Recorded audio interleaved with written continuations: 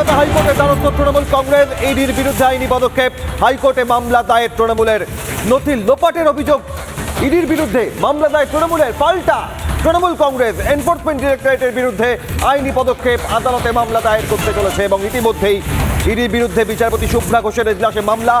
আজ জরুরি ভিত্তিতে শুনানি হতে পারে। গতকালকে যে ঘটনা ঘটেছিল তার পরবর্তীতে একদিকে যেরকম ইডির আধিকারিকেরা মমতা বন্দ্যোপাধ্যায়ের বিরুদ্ধে এফআইআর করতে চলেছে, পাল্টা কিন্তু মামলা করতে চলেছে মমতা বন্দ্যোপাধ্যায়, অর্থাৎ তৃণমূলের পক্ষ থেকে ইডির বিরুদ্ধে নথি চুরির অভিযোগ আনা হচ্ছে এবং সেই প্রেক্ষিতে কিন্তু মামলা করা হচ্ছে হাইকোর্টের বিচারপতি শুভ্রা ঘোষের এজলাসে। মূলত এই মামলা উঠবে এবং সেই ক্ষেত্রে দাঁড়িয়ে আজকে জরুরি ভিত্তিতে শুনানি হতে পারে বলে এখনো পর্যন্ত আমরা জানতে পারছি।